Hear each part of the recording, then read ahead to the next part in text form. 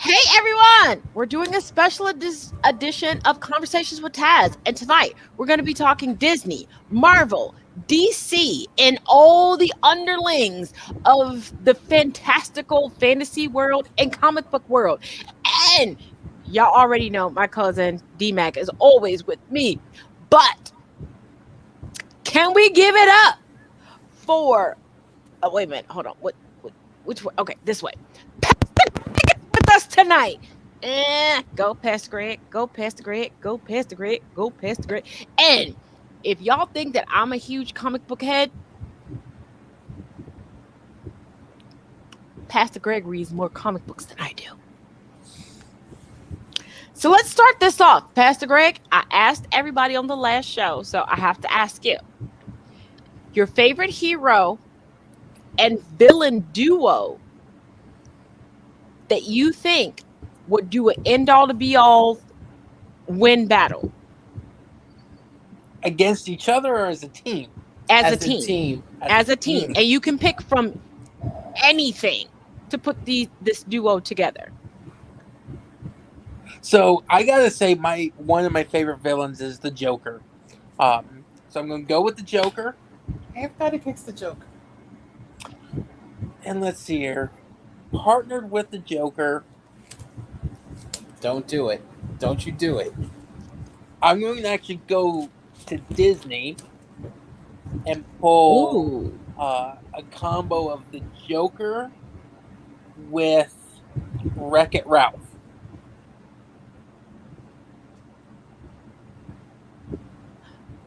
I could see that. You know what? I can see that too. Defend though. I need to defend. But you got to defend because everybody else had to defend their choices. So it's only fair that we have you defend it.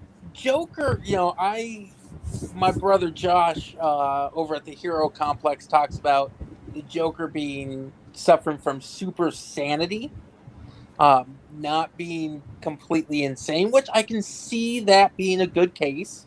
I think the Joker's one of his big weaknesses is his lack of physical strength. So you partner his super sanity, his by any means necessary attitude with Wreck-It Ralph's power, as well as Wreck-It Ralph's heart. I think because Ralph has lived as a bad guy, he could, identify with the Joker. They could be on the same page. He understands a little bit, as much as someone can understand the Joker, and he has that brute power, brute force that would make them a pretty formidable team, I think. Okay, yeah. I could see that.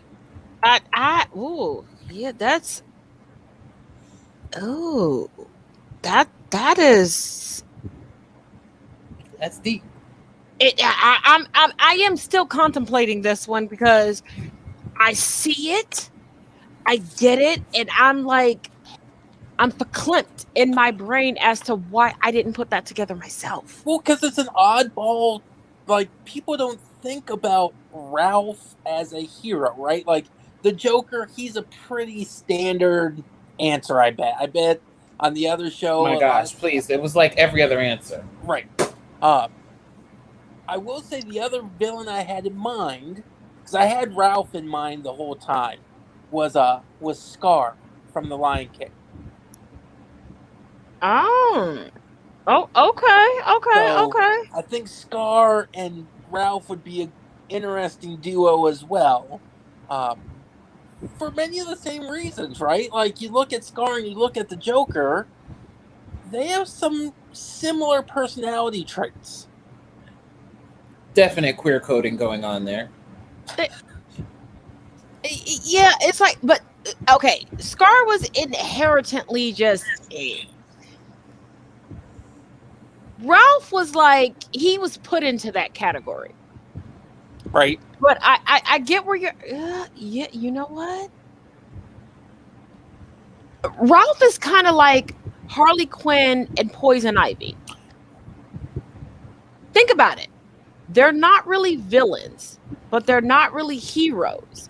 they were put into categories where they were like, oh, I want to save this, I want to save that. And let's be real, the heroes that they had to combat were actually anti what these people were pushing. Right. So it's like, are you really a hero?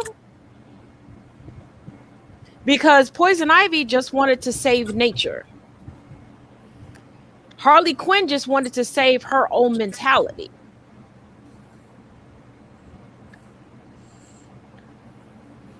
Okay, now, Pastor Greg, I know you're a pastor, but I got to ask you because we asked everybody else. Which Disney princess, you cannot name a BIPOC princess. Okay. Which Disney princess do you think should have been? Ooh. Now, before you answer, and Taz, hold on, don't launch in. I'm not saying This is just a joke. This is not anything, like we're not aiming anything at these princesses and all the things that they have done or all the merchandise. We're not dissing the Yeah, 'cause princess there were line. some people who took That's the the disclaimer. conversation as if we were like trying to destroy Disney, and we weren't. We were having a friendly conversation for a friend's birthday. And we realized some people tuning in took it the wrong way. And that's not what we mean. This is just a friendly hee. Like, we're not trying to murder people in real life. These are fictional characters that we're like, okay, do you think that they were so horrible that they should have been instead of getting to the end of their movie? Like, So I'm going purely on which one of the Disney princesses irritates me the most. yeah, that's fair. That's what we did. Snow White. Yes! Yes! Yes! I am vindicated. Yes! We win. Snow White wins for the princess that She's gone. Snow White's gone. she's gone. I feel so vindicated. You don't understand. People sitting there in the comment section and in the thing saying, no, this person. I was just like, first of all, this chick was 8 years old and getting married. Let's just deal with that for the first 5 seconds. Mm-hmm. And a woman wanted to kill her 3 times because apparently at 8 years old, again, let me say that one more time for the people in the back. At 8 years old, she was prettier than her. You know what? Hold on. We're going to stick there for a minute. Why didn't these women realize that this mirror was setting them up? Why? Why did these 2 chicks not realize that this mirror was setting them up? I need an answer in them comments. Why didn't they realize that this mirror was just like, you know what? I'm going to be petty. I'm going to sit here and I'm going to pit these 2 chicks against each other for no gosh darn reason. Truth. Because they didn't want to see it. Because I'm just like, he doesn't lie to her, which I really have to really ask, are you sure about that? And then 2, I was like, she's 8. Now, if she was like 20, then I could see. I'd be like, hey, sweetie, you're getting older. You're not young anymore. She's 20 years old. What you gonna do? She's 20. No, but the thing about it is, okay. Women, ladies, don't come for me. For 2 reasons. Don't come for me because when I come back, it's not going to be pretty. And 2, what I'm about to say is the truth. I'm going to tell you why in a lot of these Disney fairy tales and in a lot of the fairy tales, why the women seem delusional, because women delude themselves. Women will go on the first women will go on a first date with you. I don't care if they're straight or a crooked letter like me. They will play out the whole relationship in their mind. They will determine what's going to go right, what's going to go wrong before anything has happened. They have already put things on your head that you haven't even done. They have decided what you gonna do and what you not gonna do before you even say it, what you gonna do or not gonna do, before you've shown what you gonna do or you not gonna do. Don't cover your face. You know it's the truth. And my thing is, ladies, don't come for me for this, because we know it's true. We know it's true. And women will sit there and go, oh, he did this and he did that. And women will draw from past experiences as if men are a monolith, but then sit there and tell you every woman ain't the same. Tell me y'all ain't never heard that before. Here's my issue. Women will tell you that we're not all the same, but they will treat you exactly like their ex who did certain stuff. And women, y'all know it's the truth, so come for me all you want. All these memes that are going around social media about relationships, I don't care if a woman is 4 or she 400, she gonna believe that shit. She argue with your mama, y'all know that shit is true. And I know men, and the looks on the men on this panel right now, that they know it's true, because they done encountered a woman who done read a meme and took it for the gospel, as if God himself came down and was like, I ordained this, and decide every man got to be like that meme. But y'all take it from here. Tell me if I'm wrong. Take it from here. You go first, Pastor Greg. You go ahead. You'd be amazed at how many times I've had to do pastoral counseling because of that very reason. How many couples come to me, well, he did this, and I read it on the Facebook. Or I had this happen one time with one.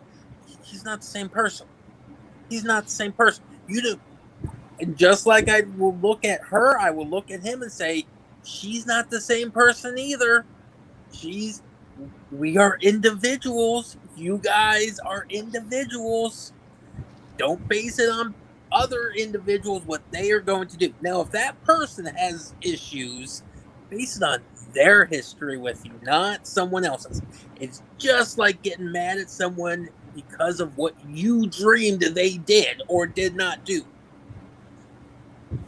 So here's my thing. I'm gonna weigh in, and ladies and men, buckle up, because I'm about to blow your minds tonight. So here's my thing with the whole, you've had a boyfriend and now you got a new one. That's the past. Stop looking back. Men too, stop looking back.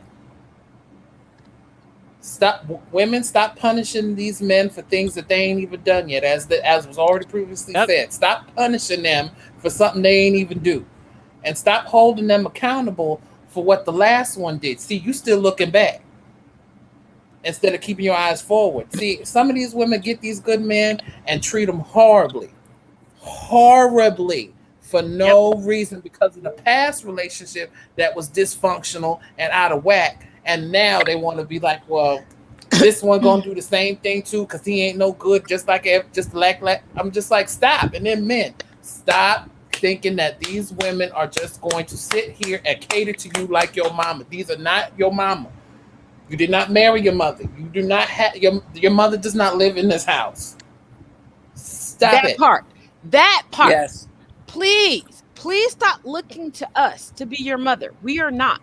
And stop thinking that when you get into a relationship, especially if you choose to be in a relationship with a woman, stop thinking that we're supposed to just cater to you and pat you on the back. We don't want dysfunction. We don't want irresponsibility. So when we hold you accountable for the dysfunction and the irresponsibility, stop trying to gaslight us. Stop trying to center our pain around you when we're going, hey, Babe, I don't like it when you leave your wet towel on the bed after I made the bed. Don't get an attitude and stomp through the house and think that we gonna still be there when you come back from work, because you're gonna get a rude awakening when you come back to an empty house, when we take back everything that we put our money into, well, everything that we put our energy into. Because what y'all need to realize about women, it's not about money, it's about energy. If we put our energy into something, that goes with us. Because you can put your energy into boosting us up. You can put your energy into a little note that you wrote on a Post-it, and you don't even know that we have carried that Post-it around for 20, 30, 40, 50 years. That means the most to us over anything else. And I know the ladies are like, Taz, stop telling the secrets, but we need to let them know. And I am a firm believer in everybody on the panel knows I am a queer Black woman. I will date and marry whoever. I am about connections. I am about who I can build and grow with. I don't care how you were born. I don't care how you identify now. I don't care. I care. Do you love me? Do I love you? That's how I feel. But I digress. What means the most, and I've spoken to several women about this. Do you love us? Do you see us as who we are? Are you going to listen to us, whether we're having a good day or a bad day? And can we grow with you? Because I know there's a woman right now that is ruffling a lot of feathers on TikTok because she's like, women, you need to do this for your husband because you wouldn't be financially stable with your husband. Now, I realize that there's a certain portion of the female demographic that are still being raised to this day as if they were 1950s housewives, where they are being told that that the only way you can get financial stability is through a man. But the rest of us, we know, and no disrespect to my cousin or Pastor Greg, but I'm going to be real right now. We know whether you're a husband looking for a wife or a wife looking for a husband, your partner is like an accessory. They are there to enhance what you already have. And if they cannot enhance it, you have the receipt to return it and get a new one. And that is no disrespect to anybody. And I am saying this so you can look at it from the duality, from your side and from their side. If you cannot enhance them and they cannot enhance you, what are y'all doing? Go ahead, cousin. Take it away. And another thing, men and women, and I've seen this done on multiple occasions, the your horse is bigger than my horse conversations that you have with your friends. It's annoying. It's very, very, very toxic behavior. Because you're literally showing off your partner like you don't claim the biggest entire prize in the history of the world and nobody else will claim it. I'm like, honey, let me just be clear with you. What you won't do after you've done gaslit your friends, be like, oh my gosh, he's so good, blah, blah, blah, blah, blah. But at the end of the night, when he asks you to do something for him, you act like you can't do nothing. What you won't do, the Sister Sally Sue down the street will do. Yep. And let's just be honest here. This is all about like being real, valuing other people, and being decent, right? Like I don't care if you're a woman dating a woman, marrying I don't care. This applies across the board in relationships. Be who you are. Be 100%. Don't try to be who you think they want you to be. That part. And value them for who they are. Not who you think they should be or could be, but who they are in that time and place, so that when you guys do grow as individuals and as a couple 10, 15, 20 years down the road, you still value, love, and appreciate them for them. Yeah. Not this don't try to be Joker and Harley. Or the girl from Gone Girl. But hold on. Those are bad exceptions. Can people please stop romanticizing Joker and Harley Quinn. Yes. That is the most Yes. toxic relationship ever. And I see people going, "Oh, he's the Joker to my Harley." Baby, that is not a flex. Run. Run away. Because Run. Joker tried to mold Harley into who he wanted when he did not take care of his trauma from losing his wife. Let's be real. When Joker became Joker, he became Joker because of extreme trauma that he did not deal with. And he tried to mold Harley into who he needed in order to deal with his trauma. And ladies and gentlemen, and binary individuals, non-binary individuals, let me say this. Mm-hmm. You are not someone's therapist. You are not someone's cuddle bear. You're not someone's teddy bear to get over something.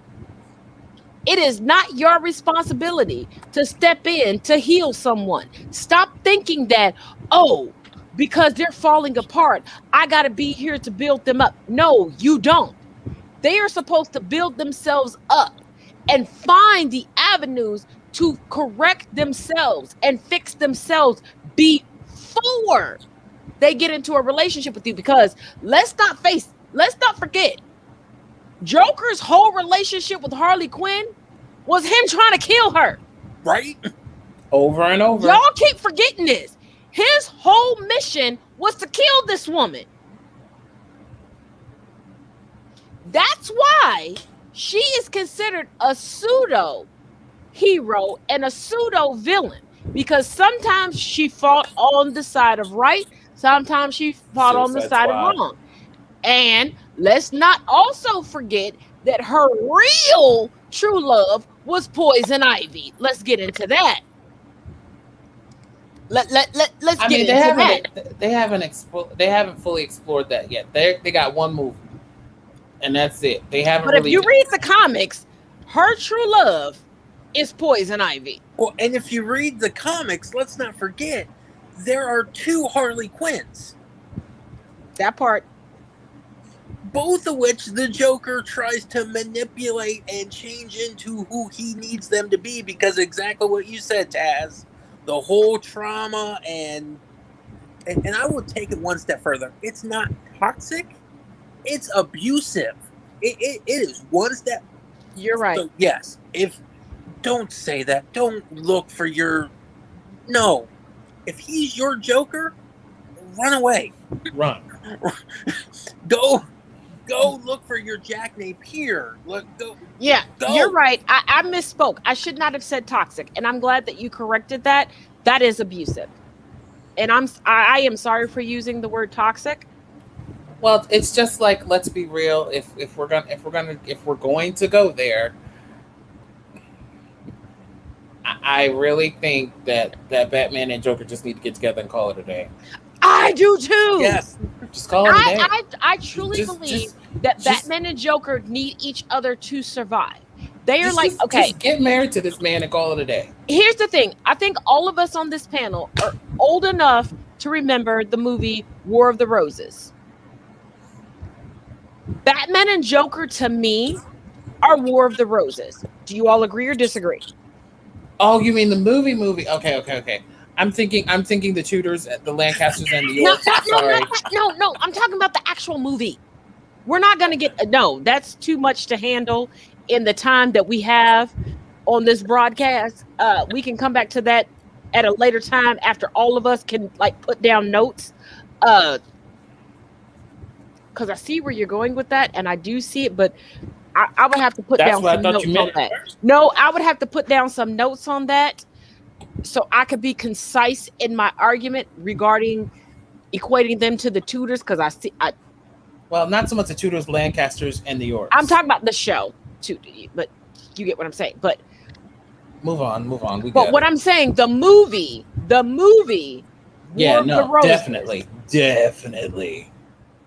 Like that's hardcore. Am I off basis with equating Joker and Batman to And if you read the Curse of the White Knight series of Batman, I Harley haven't read that one. Quinn really actually kind of explores that as well. It's not I considered have read that one. canon as far as the overarching Batman story, but it does have this interesting the two needing each other. And the Joker actually is the one that brings this up repeatedly, that without him, Batman is not Batman. You know what? I Batman- forgot about that series till you just brought it up. That's actually the series that brought me back to comic books. You are. I honestly, and I have it upstairs in my office. And they're supposed to be coming out with Volume 3 this summer. And Yeah. it continues with the Harley Quinn story from the previous two. But So- you're absolutely right. But also, can we talk about the really jacked up relationship between Professor X, who doesn't even know how to properly pronounce his name, but I digress, Let's not go there. and there's so Aurora many Monroe? Because he completely takes advantage of her and her good nature. Have you noticed that? I'm gonna need an instance so I can get some clarity. Just if you can give me just one particular moment. With the school, her view on the rest of the X-Men, especially when it comes to Logan. And for those of you all that are watching that don't know who Logan is, that is Wolverine. Because I do Who realize doesn't know that? that there are people that are in our comment section that don't know. Who? There are people. I'm not going to name them because I'm not trying to shame anybody, but there are people who don't follow. So we're not alienating anybody. Okay, whatever. Anywho, he does. If you look at Professor X that doesn't even know how to pronounce his own name, there have already been multiple things about that he name couldn't even pronunciation. will himself to walk. But okay, you can will the world to change, but you couldn't will yourself out of that damn wheelchair. But I digress. There's a theory about that, but again, we've already that's already been discussed. He's not a telekinetic psychic. You know this. He is also still not my favorite person because he can't even pronounce his own name right. There are not two X's. Pastor Greg, back me up on this. First of all, there are two L's. No, there are two L's in Lloyd, and don't nobody go Lloyd. But for some reason, people want to go Xavier, and there's one X in Xavier. So okay, wait, hold on. If we're going by both comic books and by the TV show that was released in the 90s, he's only named the King of Psychics as he is the most powerful telepath in the world. Yeah, my biggest issue is he doesn't even know how to pronounce his own name right. I can deal with everything else. Take it again. I can understand everything else, and I can forgive him for everything else. But how do you not know how to pronounce your own name right? And I know I'm petty for that, but here's what I'm going to say about Professor X. And really, I think most men in comic books and the whole thing, there's a lot of manipulation. And there's a lot of... Oh, what happened? You became focused. You just became the focus because... You're giving knowledge, so I'm letting people hear you in the knowledge. As much as I love Batman, is probably one of my favorite superheroes. I agree, but let's be honest. He manipulates Robin. He manipulates Gordon. He manipulates everyone. He manipulates all of the Robins. And why does he keep having an endless supply of Robins? Right, but I think that's what. Industry-wide, I think it reinforces, going back to this whole idea of relationships and men versus women, it reinforces this idea that the men are the most powerful. Professor X is a prime example. he does do some shady stuff, and gets away with it because it's in the name of good. It's kind of like the ends justify the means. Yep. Which is not a good mindset to have. Nope. So I do think, much like you see Joker and Batman being this couple, I mean, Magneto, Professor X, same coin, just different sides. Oh, wait. My Hold thing. on. Wait a minute. I didn't even think about Professor X. How did you not? Ooh, Pastor. Okay, first of all, we know I read a great combination of things throughout the week. So I don't always get to get deep on everything that I read. We know that I read about 8 or 9 things per week. We know this. So sometimes you have to give me a moment.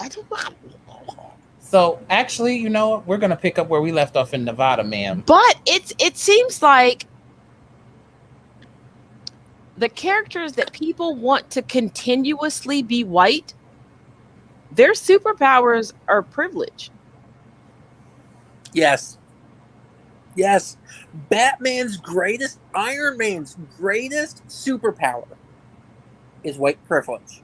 Because White, rich. because privilege. if you think about it, when Iron Man decided to make it public that he was Iron Man, if he would have been anything but white, they would have raided his stuff and arrested him.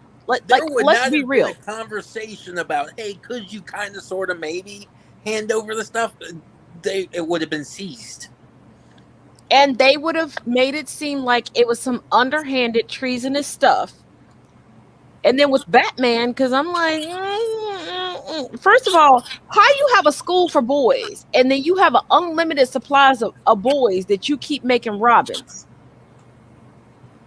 Because a lot of people, and I don't care what y'all say in the comments, because I know y'all think that there was just one Robin. There was not.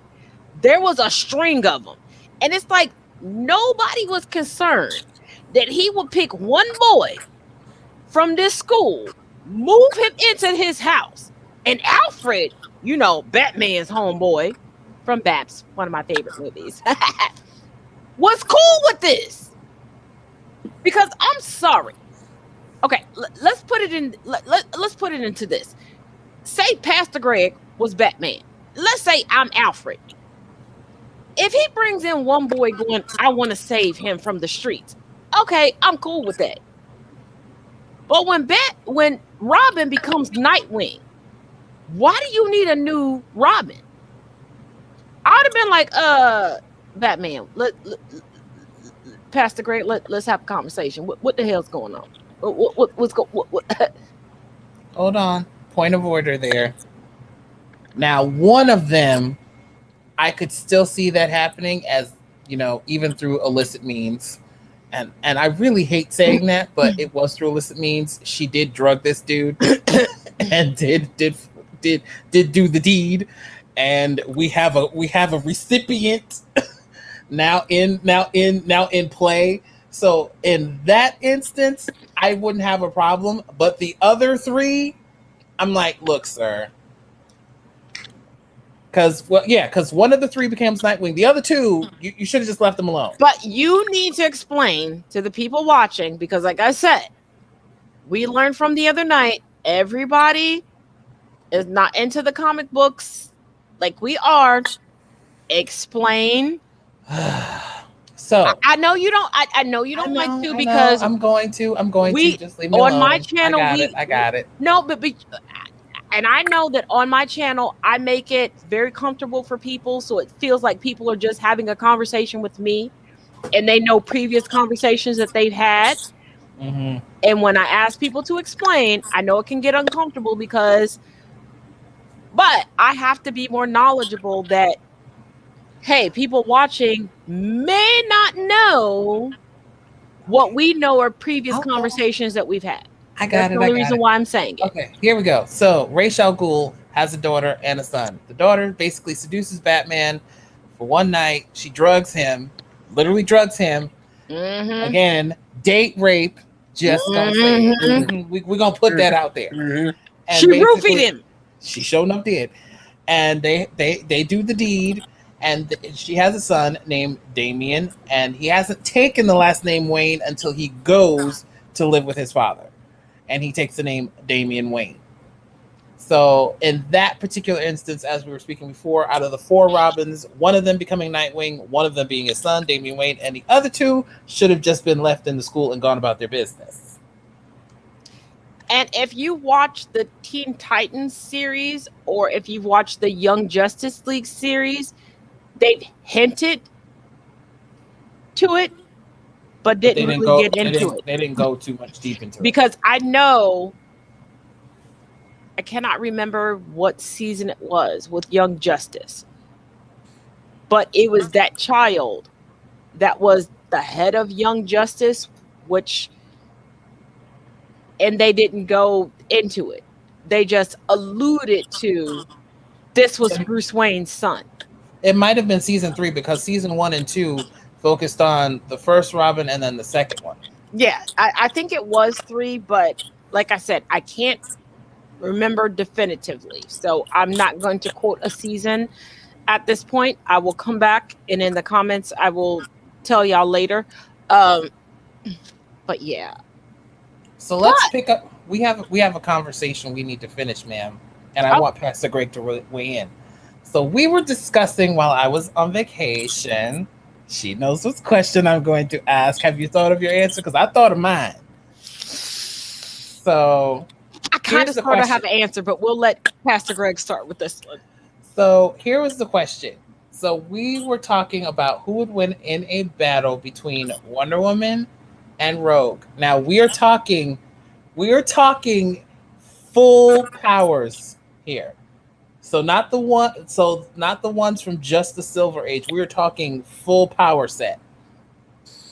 We're talking from the comics. So full power set here. I'm basing this on the Dark Knight's Metal series. I haven't read that one. Dang it. So Okay. I'm going Wonder Woman. I'm going Wonder Woman. See, I was basing mine off of the same thing. And I love you, Pastor Greg. She's going to choose Rogue, isn't she? But see, if you got to remember, her power draining powers are not helpful in this situation. But my thing is, I'm going with Rogue, and here's why I'm going with Rogue. I'm going with Rogue only because, and I was looking at that series just like Pastor Greg was, but I'm going with Rogue because of the age the Rogue was. And when you're at that age, you're reckless and you're willing to use any and every tactic. Where when you're older and you're more reserved, you're like, oh, I don't want to hurt this person. I don't want to do that. Like, you get more reserved. When you're younger and wilder, and because Rogue would be younger and wilder, she would use more of her powers, which would actually defeat. No, that's fair, because I think Wonder Woman, especially in the Dark Knight's Metal, she has to be pushed. Yeah, and really that's what I'm saying. Like, when you have to be pushed, but then you have someone else that doesn't need to be pushed. And let's face it. Let's put ourselves in that position in our early 20s when we felt that we were invincible. I didn't. You know what? I'm over you, cousin. Shh. Idiot. Be quiet. So for the rest of us that felt that we were invincible, we would use everything. And every I'm not bit saying of power that we had. Where, excuse me, where we are now, we would be more reserved. Like, we want to teach a lesson, but we don't want to destroy you, because we realize we can teach you a lesson and bring you onto the team. But when you're younger, you're not thinking about creating a team. You're thinking about destroying someone. You get where I'm coming from? I get that, but see, here's then again, if she even thinks about if so, let's say she uses all her powers. Let's say Rogue goes full gamut here, like full gamut.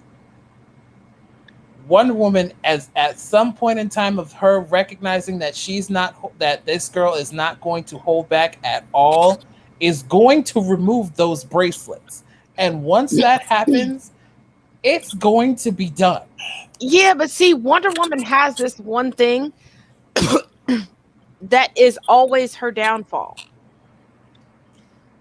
She always has a bleeding heart for people. But see, But she won't hesitate, because when her because remember in the contest where her mother literally set it up for her to lose, and that book at the especially at the end. Yeah, but you gotta realize when it comes to women.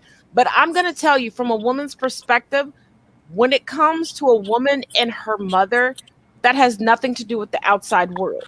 No, I'm just saying her attitude was completely changed. Yeah, our attitude will be changed because I don't know how it is with men. I don't, because I am not a man. Let me say this. But I will say this.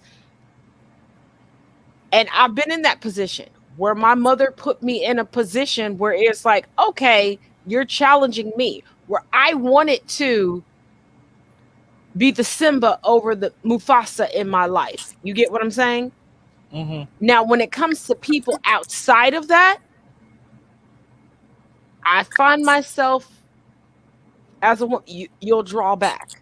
You'll take the hits because you're like, oh, this is a baby. But I think when again, looking at how Wonder Woman interacts with the Batman who laughs, when she reaches that point, in the Dark Knight series, like, she's ultimately the only one that can survive or that can save the universe.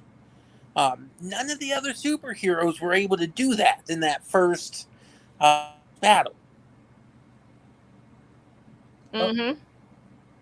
So I think that's why I go Wonder Woman. Like, when she gets to that point, she would really get to that point fighting Rogue. Right. But the thing about it is, she will take too long to get to that point.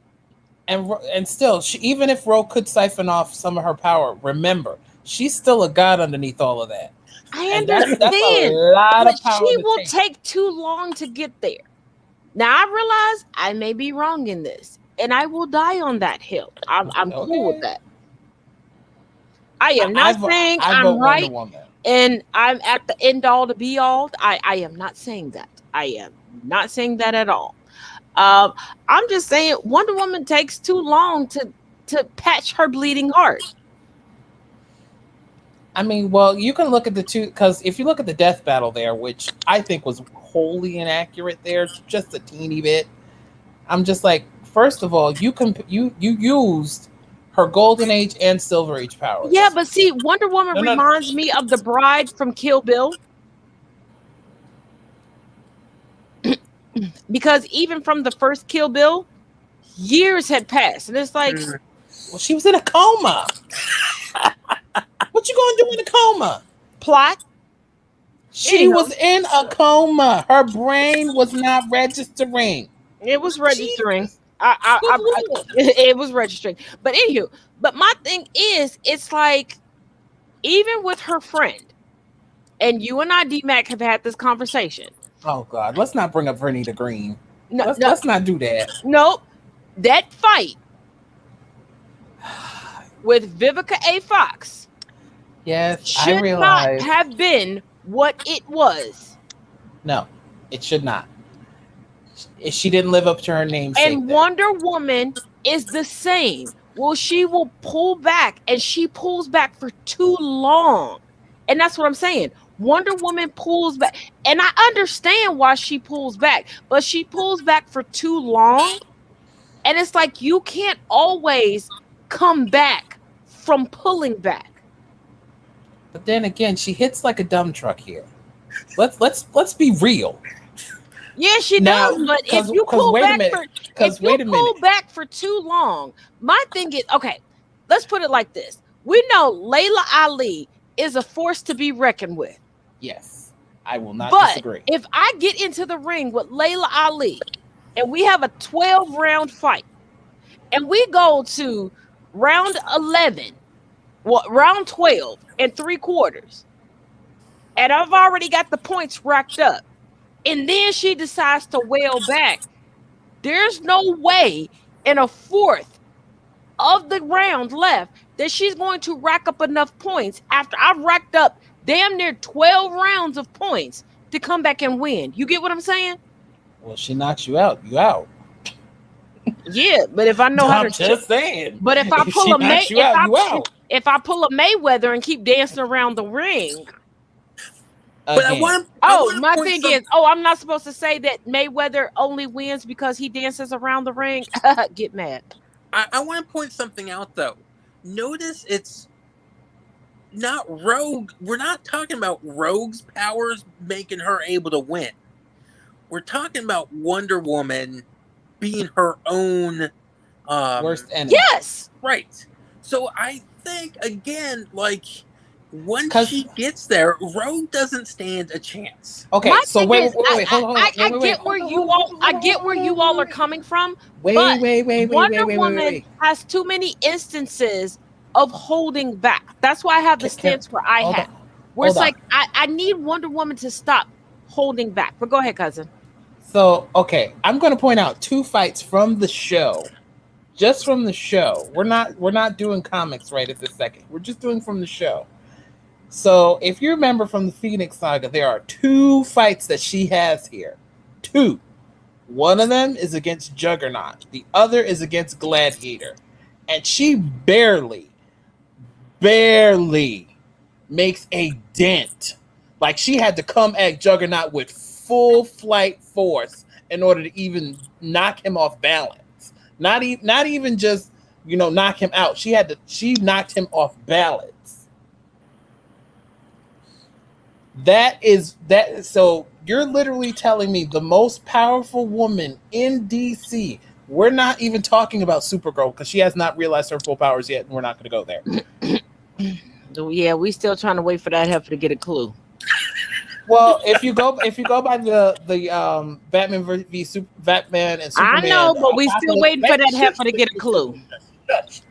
Where they describe how she literally might be a tad more powerful than Superman because she And we absorbs still sunlight waiting better. for that heifer to get a clue. Can I finish the sentence? She is the Buffy of DC. The shade. How could you? Anyway, let me finish. Do you want me to go get my glasses? Let me finish. And I'm saying, so you're literally putting a woman who can barely make a dent against Juggernaut, against the woman who basically is the Juggernaut of the entire DC series. I'm sorry. No tea. I don't think so. Because all Wonder Woman has to do is to literally knock her across, because her and Superman threw down. And that's my thing. Down like they were dogs. Wonder Woman is like white women in the feminist movement. Oh Jesus, the shade. They are. They will pull Shade back of that statement. and they will rein in their power because it's another woman. The shade of that statement. Even if the woman is problematic. Am I wrong? I'm not touching that with the 10 My foot thing pole. is, Neither. my thing is, I know everybody Mm-mm. has seen a strong feminist woman rein in their criticism because another woman is being problematic. And that's what I'm saying about Wonder Woman. Like, don't rein in your power because it's another woman. Give her the full power. And that's why I say that Rogue could take Wonder Woman, because Wonder Woman would back down because that's another woman. It's She no won't back different. down. It's no different than every other white feminist on the planet. And- Okay. And Let's just be clear. wait, Wonder hold Woman on, would wait a not minute. back down. She always does. Amazons are what above everything else? They're fighters above everything else. What are you No, talking? no. Their ideology mimics the white feminist movement. That's why Pastor Greg, don't you look down. You know what I'm saying. And you See, this is when Pastor Greg fully realizes Pastor Greg is not going to say a word because he ain't touching this. Oh, okay. Let me bring out Pastor Taz. Everybody come to the altar. Let's come together. Let us pray. Lord Jesus, in the name of everything that is holy, let us pray over these feminists and let us lead them in the right direction because, Lord, they are wayward. They cannot correct each other. They cannot see each other's dismembering. But they also do not understand the colorism or racism that they hold within them. And their leader, Wonder Woman, seems to be leading them through comic books and movies and TV shows. And we need that to stop. So, in the name of all things holy, in the name of Mary, Joseph, and Jesus, say amen.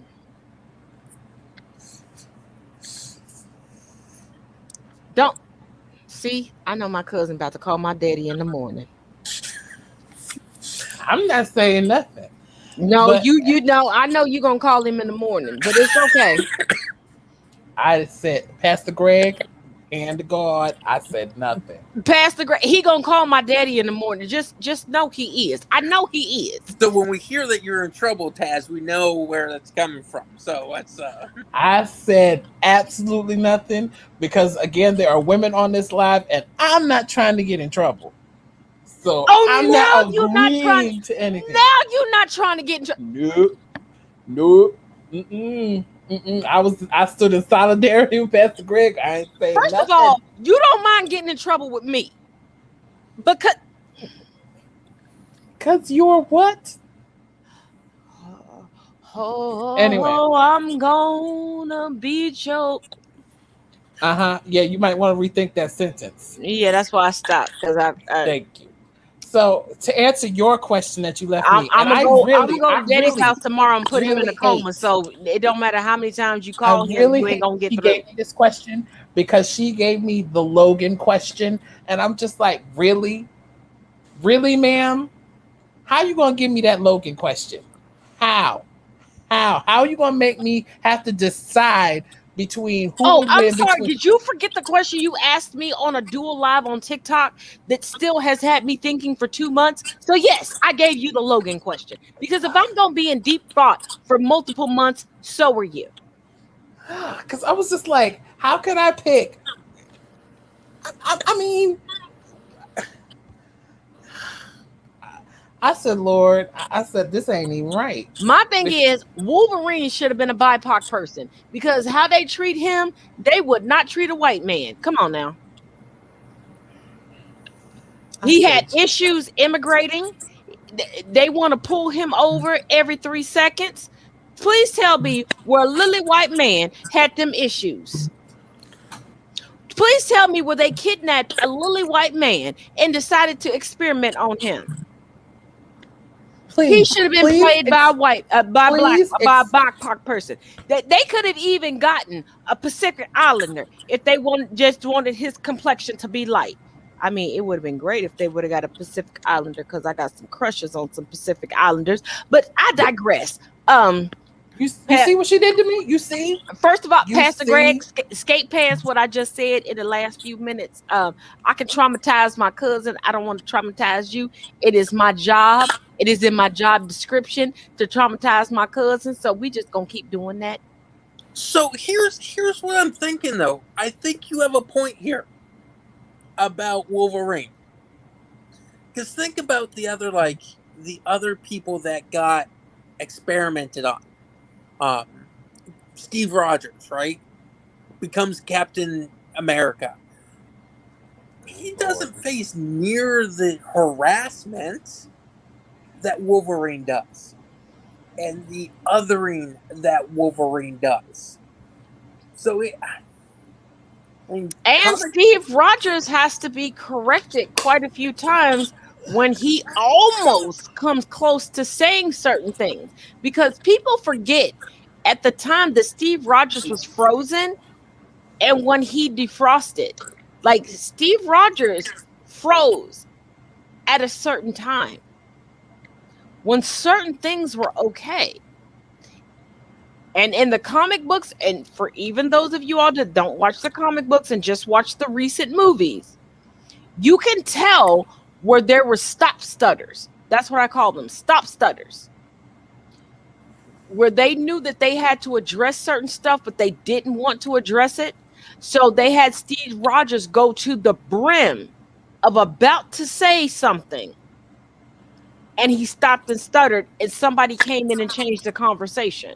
So I'm just picturing, it came to mind, but could you imagine someone like Samuel L. Jackson playing Wolverine?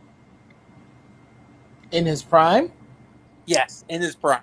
Even now, do you know how many MFers would have been said? Oh, Lord Jesus. I can't even imagine that, because that would have just been, we wouldn't have been able to get to the movie.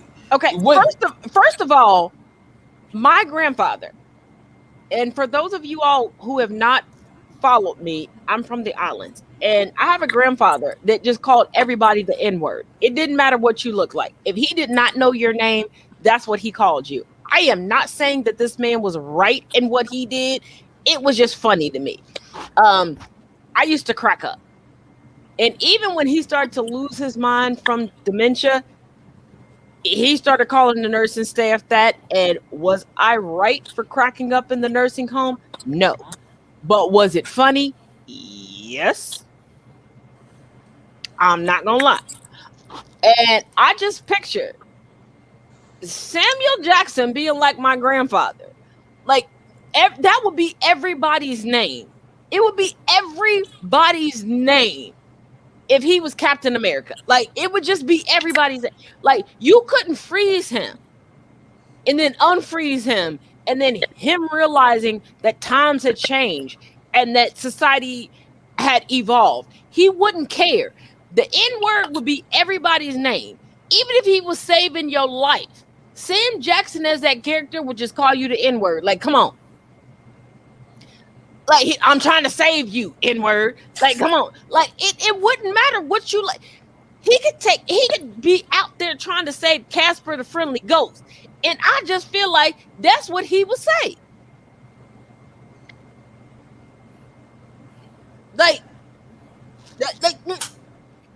Let's not forget the movie series that they put Sam Jackson in and tried to make Sam Jackson the fragile one out of everybody. He still managed to say some messed up stuff to people. Oh. Like, he was supposed to be the one that was easily broken, but he broke everybody. He broke everybody with his words and his tone. Like, you can't mess with Sam Jackson.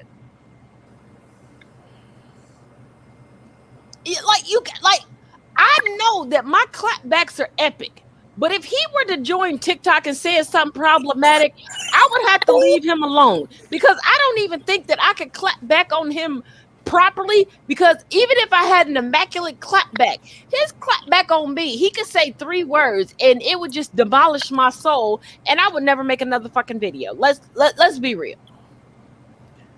Well, we still reference the whole what speech from Pulp Fiction. We still reference it to this day. Right. And just like nobody else but Sam Jackson could have played that role in Django. Because if anybody else would have played that role, they would have been typecast. And people would have been like, oh, is that how they are in real life? Let's be real. He played that role historically correct, but didn't get any backlash because people know who he is. And that's why I'm like, if he ever joins TikTok, I don't give a damn what this man says. I'm gonna just let it slide, because I don't want that smoke, because I don't think I will survive that smoke. And if anybody has followed my content for a while, I have some epic clapbacks. But I don't think I'm ready for a Sam Jackson clapback. I don't no. They speak English in the land of what? I was like, Jesus. I was like, Shoot, I even did a whole clapback in French. I think Sam Jackson would be like, bitch, I put that through Google Translate. Still fuck you. Like, I feel like that's what he would do to me. And I'll just be sitting there like, well, how do I come back from this? Like, how do I respond? Like, it's Sam Jackson. Like, what do I do? Like, I see the double dutch ropes turning. Like, how do I jump in? Like, I don't think I should jump in. I'm just sit over here. So another question for you, for you, Pastor Greg. I have to say this, and I know everybody gonna jump down my throat, but I don't care. Jason Momoa is a good idea. Oh, I'm sorry. I was responding to a comment. Go ahead, ask your question. So, if they had literally taken the scripts that they had done for the animated DC movies and did them as live action movies, do you think that there will be a better rivalry between the live action movies for DC and Marvel?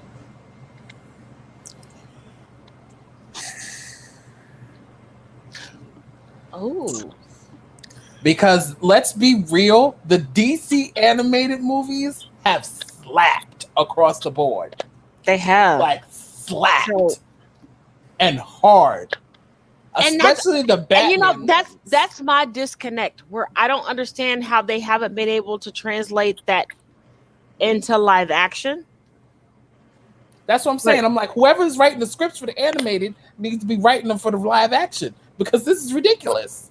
But I'm glad you made that question for Pastor Greg, because baby, go ahead, Pastor Greg. You we hold on. Let's spotlight you, because I ain't got nothing to do with this. That is a fascinating question, because I think it boils down to this: how much of a movie is based purely on the script, and how much of the movie is based on, and the movie success is based on the way it is being delivered.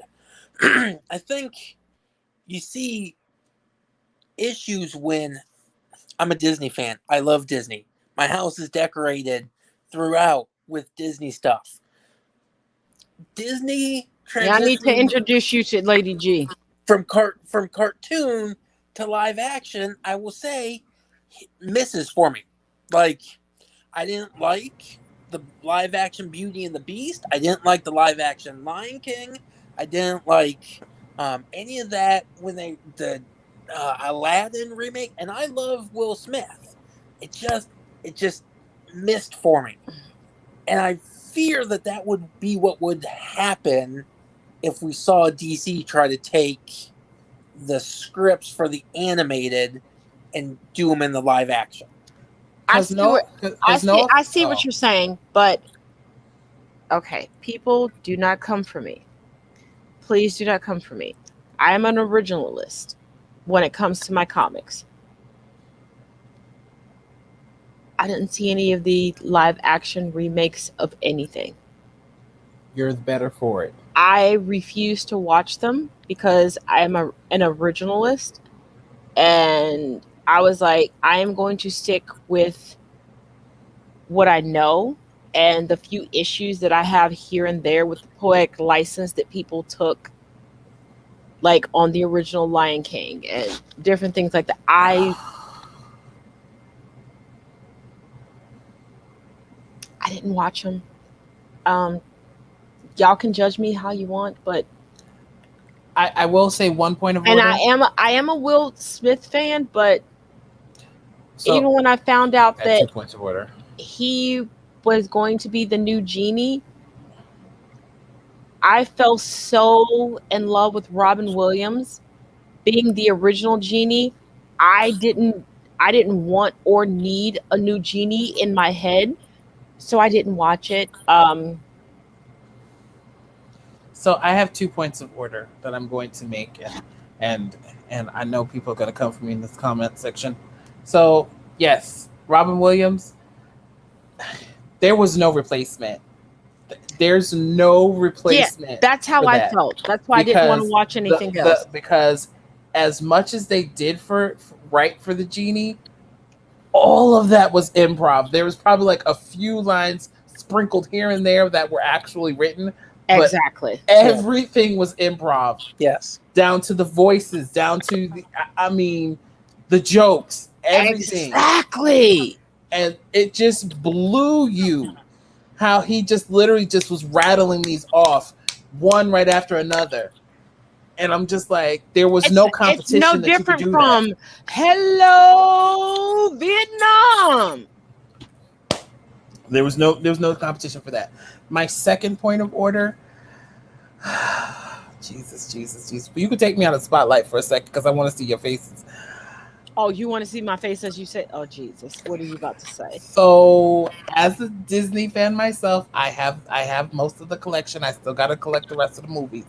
There are some that I don't want, like at all. But we've discussed that. Like Home on the Range, which was horrible, but we're not going to discuss that one.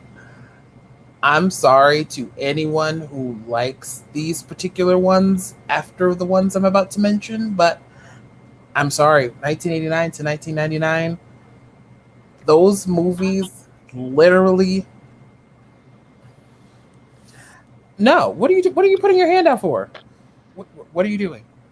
Why are you thumbing down? I can't be on board with any of those movies that were made during the time frame that you said. Why? One, except for one, I can understand. Okay. But the others, what one are you saying? Well, I'm not endorsing Pocahontas. I will never. That's ever. my toka. I will never endorse that. That's my toka. Yeah, I know. I don't know how to say her name properly. You say it nicely for me, so I'm gonna let you say it. I will never endorse that movie. But the others surrounding it, I'm sorry. They're literally some superior films. But after that, you get nothing but garbage. That's why I have a thumb down. The only two films that are after that Renaissance period that even rival, well, maybe three, rival the same attention to detail would be Lilo and Stitch, which was just so good. Then you have The Princess and the Frog, which again is problematic. But that was after the time frame that you said. Yes, now, again, I'm saying Lilo and Stitch. I said three out of that after that period are still good. And then we have Tangled. Anything else after that, I'm sorry, it's garbage. But Lilo and Stitch, that's just my opinion. As far as storytelling was great. As far as being accurate and correct, I know. When is Disney ever going to be accurate and correct? My thing is, Disney, please, Disney, stop. I know what Walt did to his parents, and I know why certain movies, while Walt Disney was alive, were the way that they did. He killed his parents. Let's be real. He killed his parents.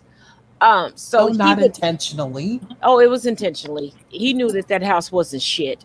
So that's why they alternate between the mother died, the father died. Allegedly, my ass. Just like he was allegedly a pedophile. If you stick your penis in me and I'm a child, you a pedophile. It's not alleged. That's what you did. Anywho, I'm trying not to get this live banned. Can we work with me here, please? So that's why they keep alternating back and forth. But my thing is, here's my biggest thing. Disney. At this point, Walt has been dead. He ain't coming back to life. I know y'all got his brain chronologically frozen down there because it's in his will that his brain has to be where it is. Like, this isn't a conspiracy theory. His will is public record. We can all look it up. he cannot come back to life. You can unfreeze his brain, bruh. It ain't gonna do anything but basically be something for you to put on the barbecue grill for your next holiday. Let's be real. But can y'all stop portraying mothers of color, of not having husbands, of being desperate single mothers, and especially those of us that are immigrants and those of us that are from the islands, as if we're so desperate and destitute? We are not. Can you stop portraying us as this? Because in Lilo and Stitch, Their stop. parents died. Because no, here's one thing. If you live on the island, here's the thing. You can make about $200 a day by going to the freaking beach and braiding hair for tourists. Because there's a certain demographic of tourists. Yes, we get it. You can charge more than others because they want the Bo Derek experience. So you can give them cornrows that takes you 2 minutes, 2 to 5 minutes to do. And you can charge them $75. We used to do it. And there are women that I know that I'm related to that are still on the islands that do that. Stop acting like we're destitute and stop acting like women need a man to come through and save them, Disney. Because 9 times out of 10, it's the women that save men. And it's not 1951 or 1952. We can put stuff in our names. We have our own careers. We don't have to come through and look for a man for financial stability. We're looking at men like we look at accessories to enhance what we already have. And for us to enhance what they have.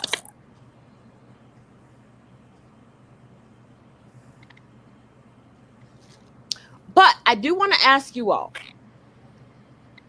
from Disney, Marvel, DC, and any other comic that you read, because I'm not going to sit here and try to list every other comic because I don't want to accidentally miss a comic series and somebody think that I'm being funny.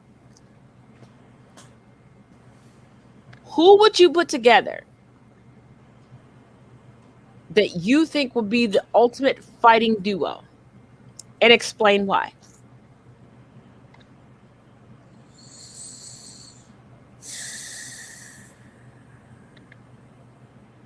Take your time. Nobody said it would be easy.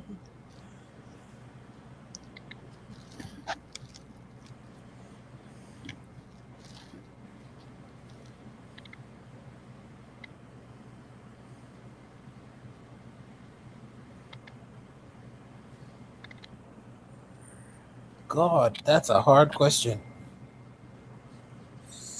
What made y'all think I was gonna give y'all an easy question? There's so many options. There's too many options.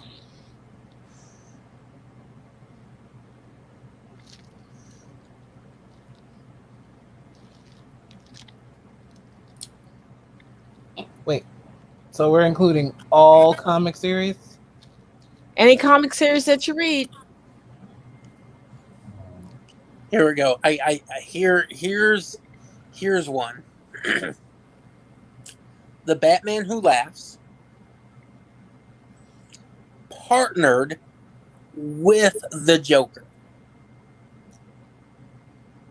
Oh, that is a good one.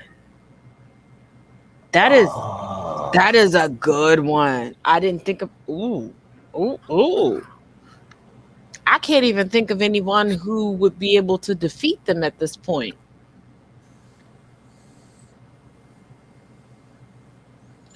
That's the ooh.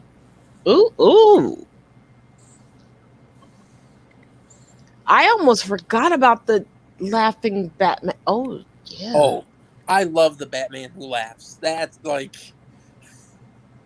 Oh, I do too, but that's like That is like their perfect marriage. Well, I mean, they're basically the same person in many ways. That's why I said that's like their perfect marriage. But see, then the Joker will get mad at him a Nope. couple of times. Actually the Joker wouldn't, because the Batman that laughs is who the Joker has been looking for, because that's who the Joker has been trying to form Harley Quinn into, and that's why Harley Quinn got pushed over to an allegiance with Poison Ivy. I think you would see when Joker would get mad at the Batman Who Laughs, it would be because of something the Batman Who Laughs has done. But ultimately, the Joker would come back and be like, well, I would have done it too. Like, he just did it without the prior plan. Because you have to realize what pushed Harley, who tried to mold herself into what she thought the perfect woman for Joker was. Mm-hmm. And you have to also remember that Joker's original wife wasn't, quote unquote, the perfect woman that he's looking for now. He's not looking to recreate his wife. He has decided through his trauma, he wants something different, and he wants something that's not plausible, because he never wants to heal. He wants to keep chasing the unattainable. That's why Harley got pushed towards Poison Ivy, which that's a whole different relationship on a whole nother level that we can talk about at a later time. Because think about it. People say that when a woman achieves a certain amount of intellect, she can't be swayed. Yes, she can. Because if a woman does not feel loved on any level, and let's face it, Harley had to not feel loved on a familial level, a friendship level, in order to be swayed. All of those had to fail for her to be willing to help the Joker escape and then join his team and go through what she did in order to join his team and then become his toxic pudding. Because remember, Harley Quinn is not dumb. I mean, she was his psychiatrist. Right. She was his therapist. Harley Quinn's not a dumb woman when she starts off the journey. The arc that gets her to be where she is. And that's why I say she was missing a true familial friend relationship and a true friendship relationship. Because think about it, if you have those, you have friends and family be like, no, wait a minute. Question this, question that. You know what I mean? And why do they do that? Because they value you. That part. And the parts that she was willing to do and go through, like, think about it. We all know how hard it is to get certified. I don't care what you get certified in. I don't care what your lane is. It is not easy to get certified. So you're telling me you're going to put all of those certifications on the line for somebody you met in prison, and you were not arrested and a fellow inmate. Right, that you were called in to treat. That part.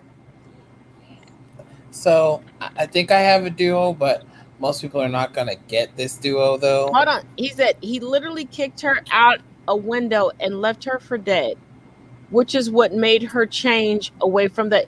Well, the thing about it is, Harley never actually changes completely away from the Joker. She loves him. She has a weird Stockholm syndrome love affair with him, even when she joins the Triad to fight against him and becomes a pseudo hero. But then she eventually leaves the Triad of women. She leaves the Triad of women It goes back to him.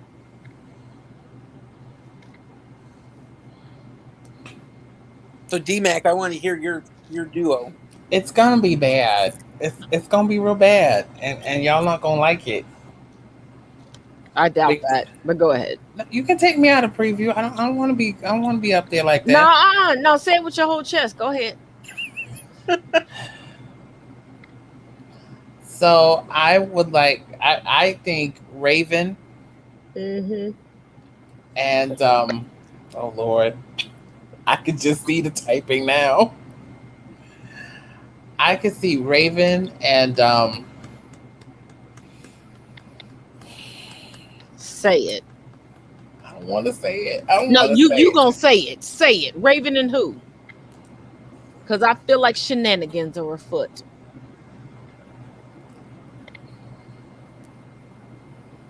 You put it out there. Ha, my ass. Say it. I think Raven and Storm would be a good combo. Do not put my ass in there with Raven. Who are you? I am Storm. You know that I am Aurora Monroe, and we're not gonna play this game. First of all, what? No. Raven. That's my no. Raven is just a hormonal prepubescent teenager that doesn't know what the fuck to do about that, or anything Raven. else. No. I'm not talking about that, Raven is a perpetual pre-hormonal, fucking prepubescent teenager that doesn't like to be told no. Greg So we're not. No, we're not gonna put her with me. We no. We no that no. No, that is what the heck? What the heck? You know what? I'm putting your ass on Etsy in the morning. I'm glad you sent me some good pictures of Greg. No, Pastor Greg. Shush.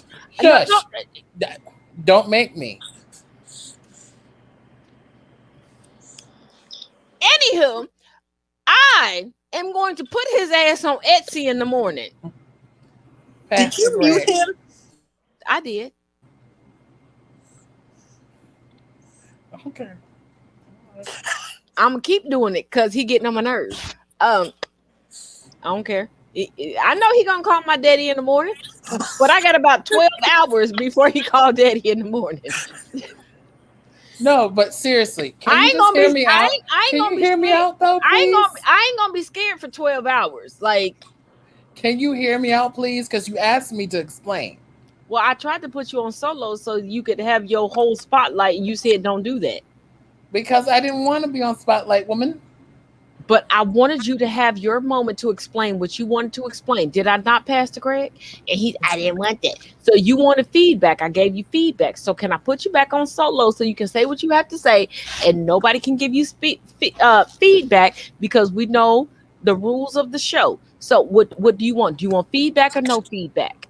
No feedback, man. Oh, and somebody asked, are you talking about the original Raven? And I'm going to let you, they said original Raven or X-Men Raven. Go ahead. So again, this is not the Raven from Marvel. This is Raven from DC, from Teen Titans. But this is Raven who has gone through the emotional... That's not from DC. That's from X-Men, which is still Marvel. No, it's not. I'm not talking about that Raven. I'm talking about the Raven from Teen Titans.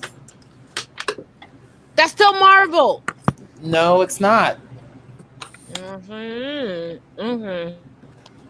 So, do we have to have this conversation? Because you have seen the Teen Titans. And there is a girl named Raven on there. And it's still Marvel. Pastor Greg, I need a ruling. Sorry, Taz, but if we're talking Teen Titans... that's DC. Thank you. I think you all are thinking of Teen Titans Go. No. The original Teen Titans, it's still DC, darling. Hate to break it to you, baby cakes, but look it up. I did. It's Teen Titans Go. But go ahead. It's not Teen Titans Go. If you go to the original series, which was out in the early 2000s, that's still DC. Okay. If I'm wrong, I'm wrong. I accept it. Go ahead with your commentary.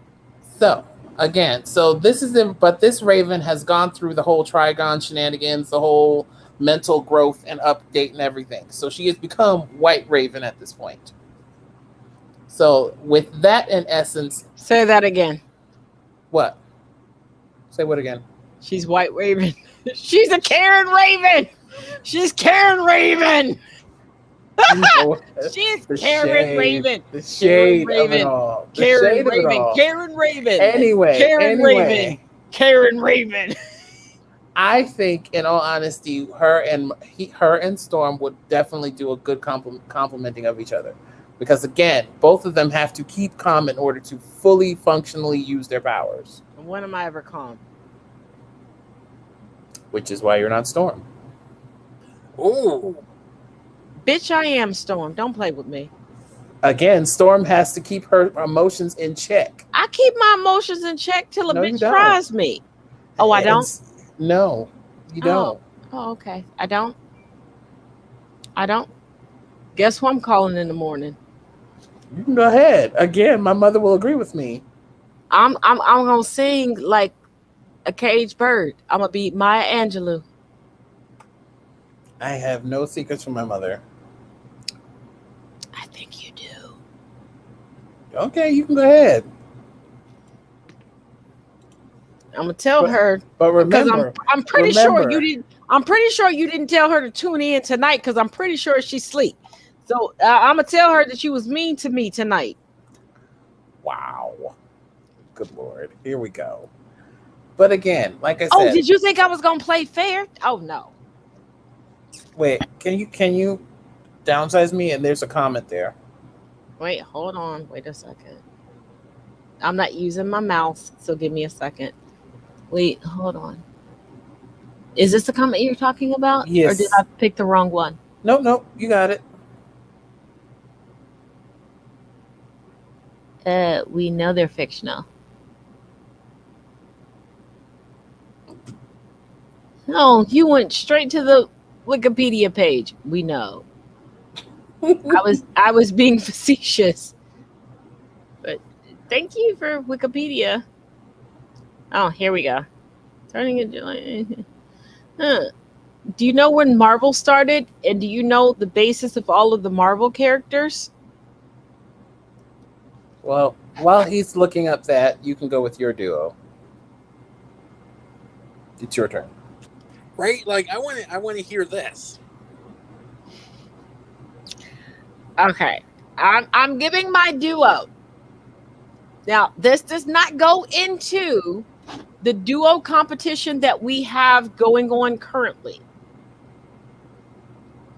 So do not think that I'm saying this to add to the duo competition. And Pastor Greg, because you were not involved in the original competition, well, the original conversation, you can go to my video or his video on TikTok and put your duo in and have people vote on it. So,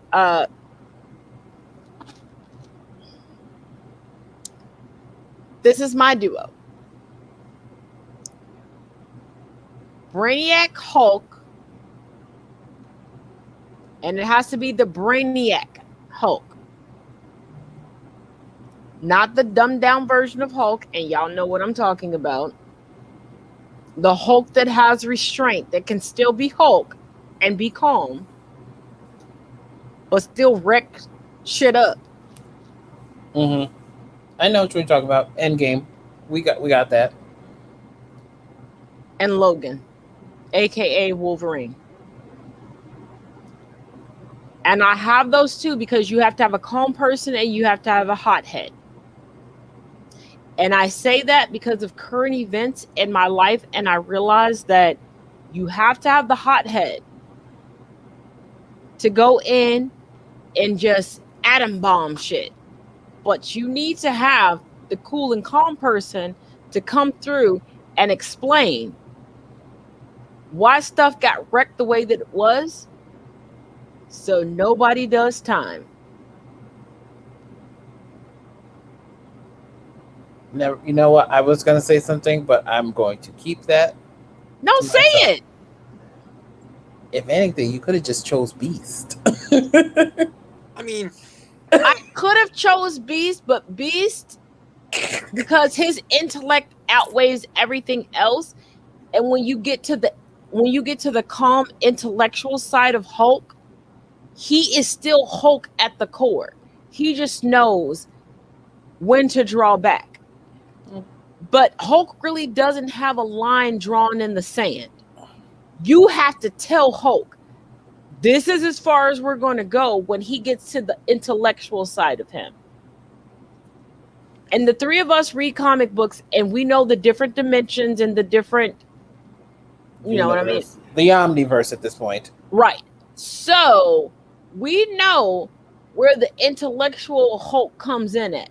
And you know that you still have to draw that line in the sand for him. I don't need somebody who can draw the line in the sand for themselves. I need somebody where when I call and go, okay, they fucking with me. That like they surrounded my house. I need somebody who's gonna come and Hulk smash. But I've already told them, like, look, you can Hulk smash, but don't get on my roof and do that stuff. You get what I'm saying? So you want the Bruce Banner who realizes that he's Bruce Banner, but still has his Hulk strength.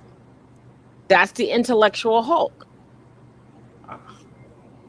But Beast will be like, let me take a moment. Let me be in deep introspection about this. And do I really want to go against this person? Because at one point we used to be in this book club together. And I don't want to go against a fellow book club. Like, I ain't got time for that shit. I ain't got time for him to go through the list of how he's connected. No. Because Beast is still trying to be accepted by people. He is still trying to be accepted by people who don't want to accept him. I need someone who realizes, guess what? We're not accepted by the outside world, but we are still relevant. It's no different than the Black Lives Matter movement. I don't need somebody who's the same complexion as me sitting back going, well, I need to be accepted by the colorist. Well, bitch, sit back. You gonna die. You gonna die. You gonna die waiting for that. Weigh in, Pastor Gray, because I feel you want to weigh in. But you're saying you want that version of Hulk because he ultimately has restraint. But your argument against Wonder Woman and Rogue... Oh, I knew it was going to come back. I knew. Rogue would win because she doesn't have restraint. Or she's willing to risk more. No, my argument is the same. It's restraint all the way around. You were saying Wonder Woman would lose because she shows too much restraint. Yeah, my argument is restraint all the way around. But you want the Hulk who can stay calm, cool, ration, have restraint. Yes. But your argument was that Wonder Woman would ultimately lose because she has restraint. Yes. That's why I paired Hulk up with who I paired with, because I realized his restraint would be his downfall. I know my arguments, but I know that restraint comes with consequences. Logan, I understand my restraint argument comes with a lot of faults. I am not negating that. I am not.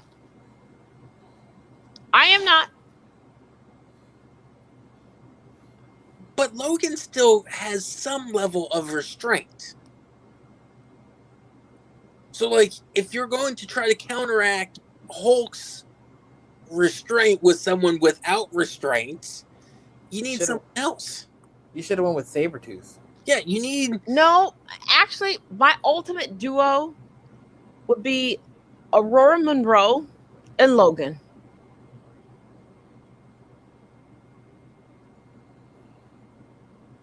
Because I do realize, let me explain. Do I believe that they would do the right thing for the people that they needed to do the right thing for at that time? 100%. Do I believe that they would use enough restraint to think about it? When every other duo comes together, or any crew of people comes together, they wreck a whole city. without thinking about what poor people in the city have to endure.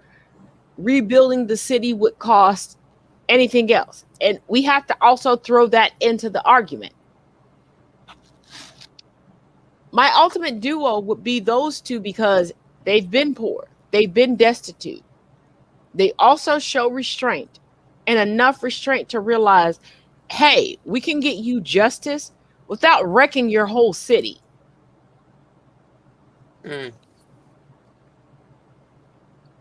Where we can still leave you with the resources that you can use, and you don't have to pay more money to reconstruct those resources.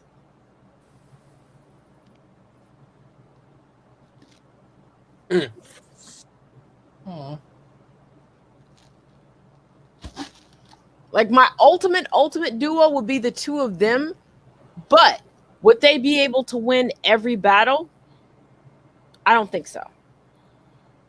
And it's because, and I am not saying this is a bad thing. I am not, because I feel the same way. They consider the little guy.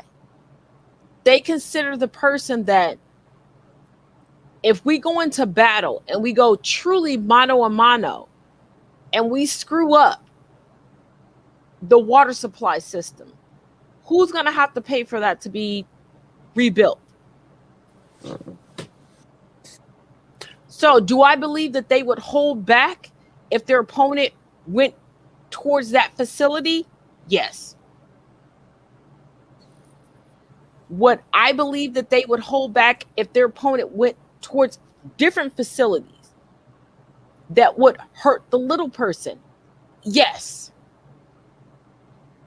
Do I believe that they would allow themselves to diminish their powers, to lose, to get a villain out of the city so that the little guy doesn't have to pay for the damage done by the big villain? Yes. Well, that would be like Ichigo carrying Aizen out of the city to basically, wreck his brain because he couldn't realize that he was facing somebody more powerful than him. And that's how I feel about that duo. Is that my ultimate duo? Yes. And they're my ultimate duo because do I believe that they would like carry somebody out to the middle of the desert or the middle of the forest and battle it out and and just fuck them up completely? Yes. Yes, I do. And the reason why they're my ultimate duo is because they've experienced the worst of the worst. They've experienced the poor of the poor. And me as an activist, this goes into my blurred life as well. And that's why I honestly can't say that I look at Magneto as a villain. I get where Magneto is coming from. It's the same argument that we had with Dr. King and Malcolm X. I don't look at Magneto as a villain. I don't think anybody does. And if anybody wants to come for me in the comments, I don't. Because I've read the comic books. I know a lot of people have only seen the movies, but I've read the comic books. I know about the concentration camps. I know about his parents. Like, I don't see Magneto as a villain. I get where he's coming from. Well, and think about Mr. Freeze. Same. Exactly. I just like there's certain people that, and that's why I posed the question the other night, and I'm going to pose it again tonight. What villain has been given the label of villain that you do not feel should have that label? You can name one person or a numerous amount of people that you feel. Y'all can pick who goes first. Oh, well, Pastor Greg. I will fully admit that with age, I have come to really, really like the majority of the villains. And, you touched on it earlier, Taz, with like Magneto and Poison Ivy. Really, they're trying to do a lot of, in many ways, good things. Mm-hmm. But I'm going to venture a little bit away from comic books and Disney that we have. I'm going to go with someone that people identify as one of the ultimate villains. Oh, please do. Of one of the biggest stories, some say the greatest story, Judas Iscariot. Oh Lord. Break it down. Break it down. I mean, I know where you're going with this, but I don't want to speak over you, so please break it down. One of two things. First, Judas or someone had to do what he did. Mm-hmm. It had to be done. You can either argue that Judas was predestined and therefore had no control and therefore should not be seen as evil because he had no choice. Second, without Judas, the resurrection would have never happened. The crucifixion, resurrection would have never happened. Exactly. So even if Judas willingly did this and there's options as behind why he did it, it had to be done. And Judas ultimately, in my opinion, was one of the more faithful disciples because he did what no one else was willing to do. He believed, I believe, that Jesus was the Messiah, and therefore this was part of the plan that had to happen. What? Not only that, let's talk about the fact that during this time, everybody was in heavy debt. And if you had debt, because the whole precursor of enslavement and chattel slavery in the United States was based on debt because of other civilizations and other cultures and other heritages and how they dealt with debt. He didn't want to become enslaved. And what people don't realize about Judas, he didn't lie. He actually stated, this is what I'm going to do. This is what people miss. He admitted what he was going to do, and what he was going to do was allowed to happen. And I'm even going to take it even a step further and this may get me a little bit of some people coming after me in the comments if they are more of the biblical literalist and God was the one that came down. Well, they think that they're literalists, but go ahead. And said that this is what you must write in the Bible. I think the biblical writers, the writers of the Gospels, wrote Judas the way they wrote him so that they could say, well, at least I'm not that guy. I think so much of what we read about Judas and the way he is painted in the scriptures is simply scapegoating and making it so that they can say, I may be bad, I may have denied Jesus 3 times, but at least I'm not Judas. And that's what it is, because people are quick to call somebody, a former friend, a Judas. Yes. And I think that is someone who, even if you're not a believer, you know the story, right? Even if you say the story is 100% fiction, Judas is one of the all-time, quote-unquote, great villains that Dante writes about him. He's seen through. But people need to realize that before the Bible that we know ever got into circulation, there was a priest that was commissioned to go into a cave with all of the books. And when I say all of the books, I mean all of the books, because the books of the Bible are not all of the books that were written. He was commissioned to go into a cave for 6 months. He picked out what will be put into the Bible. And you have to question yourself as to why we have numerous books that give the same account of the birth of Jesus. But one account of Judas, and when people try to say when they're stitched or sewn together with someone, please people read the Book of Solomon, because those two individuals were not a man and a woman, they were two men. But going back a little bit to the comic books, because I know that diverted our conversation a little bit. If you want a cool, interesting exploration of this, there is one in the comic books. And it's a comic book, graphic novel called Judas.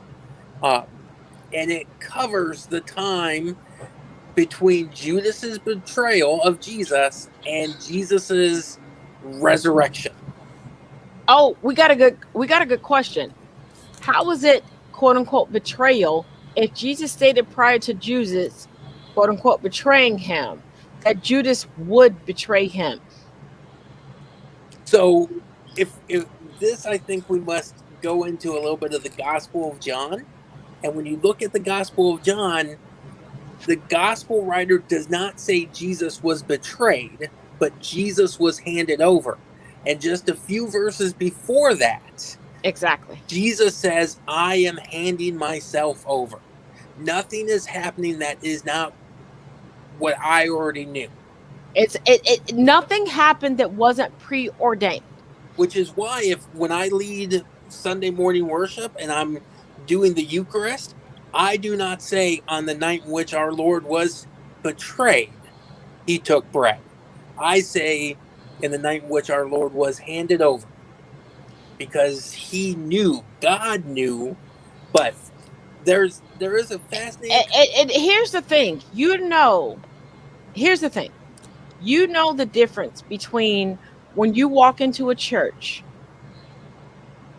where you have a pastor that has actually studied theology, and you have a pastor that is studied under another pastor who studied under another pastor who studied under another pastor. And I say that to mean that there have been folklore that has been passed down since 1619, when the first Black person came to this country. And there are people who still pass that down, where they haven't studied the actual text. And that's why you have certain pastors that are so adamant and so vigilant about certain things. But then when you ask them about it, you don't get an answer.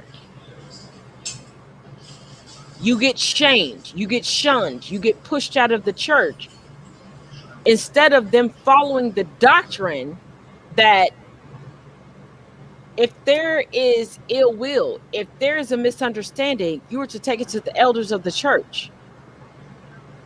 You are supposed to work it out between yourself, the person that you have ill will with, and the elders of the church, because the elders have the wisdom to graciously and in a Christian manner guide you through. And if I'm wrong, Pastor Greg, please tell me. But no, that's, I like I said, I know that I go biblically, and I go biblically according to the original text. That's so important. But we talk about villains. Judas, right at the top there of the worst of the worst. I don't think that's the case. And that's going to get me some. My wife, who's also a pastor, when I start talking too much about Judas, she quickly calls me a heretic because. Oh, but hold on, I'm really about to take it there, because I know a lot of people look at Eve as a villain, but she wasn't. God spoke to Adam. God didn't speak to Eve. Yes. Adam was supposed to tell Eve what to do and what not to do, and he did not. And when everything came down, he did not take responsibility.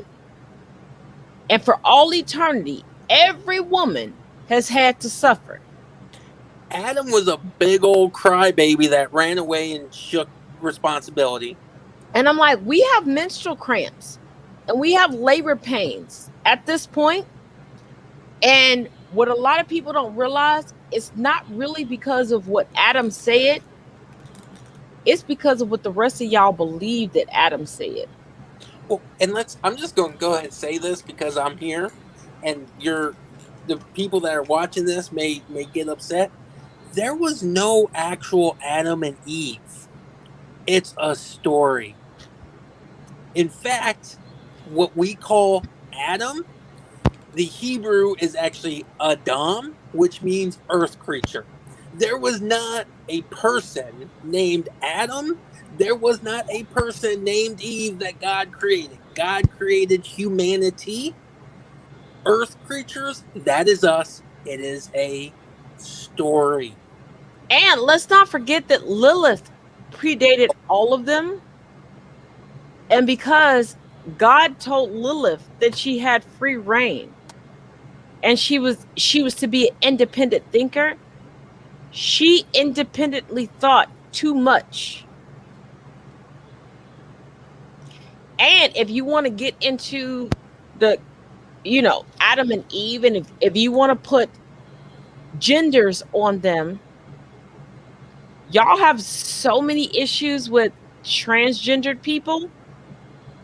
But can we get into the fact that Eve would have been the very first transgendered individual? And let's take it one step further. Let's just talk about how the Talmud, the rabbinical writings on these scriptures, identify 6 additional genders. But that's another conversation. That part right there. I want to hear your guys' answer to the question about the villains, because it's late and it's way past my bedtime for someone with a newborn baby. Oh, that's right. Congratulations, Pastor Greg. And that baby is so beautiful. Thank you.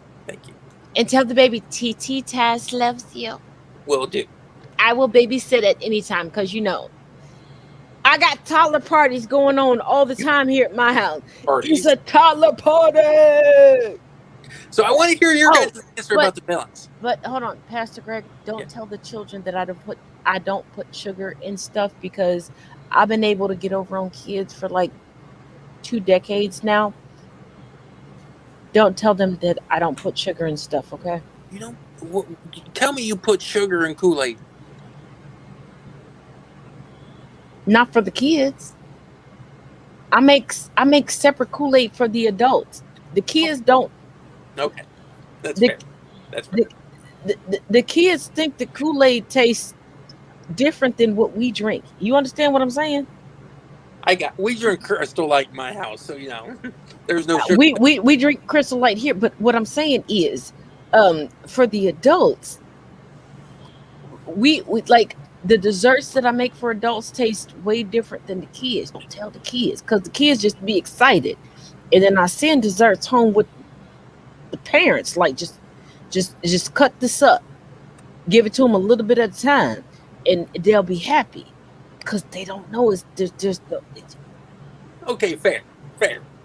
TT Taz will babysit anytime. Just don't give out TT Taz's secrets, okay? Between you, me, and God. Yeah, I give the parents the real stuff. The kids, I don't. Just don't tell the kids I don't give them the real stuff. 'Cause they don't need to know. Because if they decide, I don't like chocolate chip cookies because I had them at TT Taz's house, don't give them chocolate chip cookies at your house. It saves us. You see, you understand where I'm coming from. I got 3 of them. I completely understand where you're coming from. I done had 4 kids. That's why I learned this trick, because I was like, it's for these little fuckers, and I'm just supposed to keep. And I tell them now that they're grown, I was like, my job was to keep you alive. You're grown now. That's no longer my job. You could die. You could go see Jesus today. I don't care. I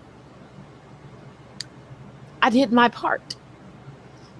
And then like, well, who's going to take care of you? Oh, none of you. I don't trust none of y'all. Like in my will, you are not in charge of my care, because I feel like y'all would do some like SpongeBob and Patrick shit. No. I don't. Y'all don't even know how social media works. No, Pastor Greg. Today, my kids were here. Two of them passed me their phone for me to do stuff on their phone for them. I don't. No, I'm not trusting them with my. No. No. Nope. Nope. Nope. We're not doing that. Nope. Okay, D-Mac. Oh, I can speak now? Because y'all were having a whole vibe conversation, so I didn't want to interrupt. Do you see this? You can sit on it. I ain't gonna say nothing because I know I'm not gonna wake up early enough to be a prerequisite to you calling daddy, but fuck your life. Anyway, I'll call your mom in the afternoon. She's got kids until 6, and she goes to bed right after. It does not matter. I will make a whole hot girl summer story about you and her in Vegas. I don't care. As we spent most of the time together, I would really like to see you try. I work in IT. I can trust me. I can make some very convincing receipts. Again, as she was most likely in the vicinity 5 feet, I would love to see you try. Yeah, I'd be like, he gets off in 30 seconds, Auntie. I don't know why. I don't know why he didn't get that family trait, but he seems to, get it off in 30 seconds. But yeah, he was in the porta potty. You see that picture? Don't play with me.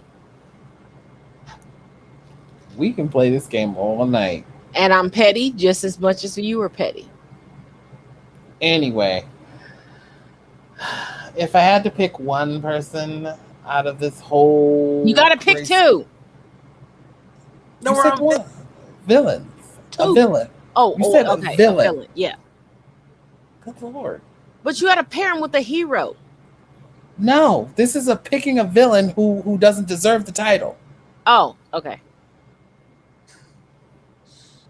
Or question.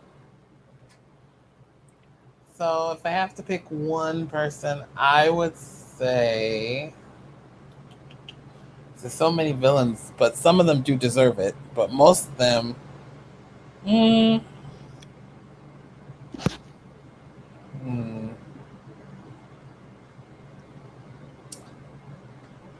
Now, this is from any universe here? Yes. What, you spent all this time ignoring us to not have an answer? No, I had to think of this answer, but then again, when I thought of the answer, I wanted to make sure I could say the answer. You can say the answer. Don't be a punk. Say it with your whole chest. I say Tai Lung from Kung Fu Panda. He doesn't deserve that. He got hyped up for the entirety of his life that he was going to be groomed to be the Dragon Warrior. Then to have it basically taken away from him because, well, due to it's not, there's no secret ingredient. I you know what? I agree with you. And it kind of gives me Karate Kid vibes. I'm just saying because if you've seen the Karate Kid movies, you know what I mean when I say it's giving me. I'm not talking to you. I'm talking to the people in the comment section. Jesus. I'm just saying because if you had explained this to him, he probably would have gotten the whole thing. But Oogway was going off of the fact that it doesn't need an explanation. Oh, you should honestly realize that you're the secret ingredient in how you view your life. It's just like the goddess at the end of Moana.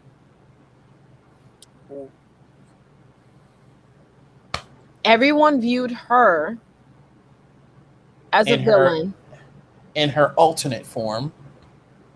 And they didn't realize what had happened. See, that speaks again to the duality of women, that they have the ability to be both a nurturer and a destroyer. They Well, have not- that possibility. But it's not only that. It's if the tool that we are given is taken away, how are we supposed to replenish you without that tool? Because in Moana, let's be real. Basically, her vagina was taken away. She could not replenish anything. Think about it. It says her heart, but okay. It says it's in her heart. But what gives birth and can replenish and feed the world?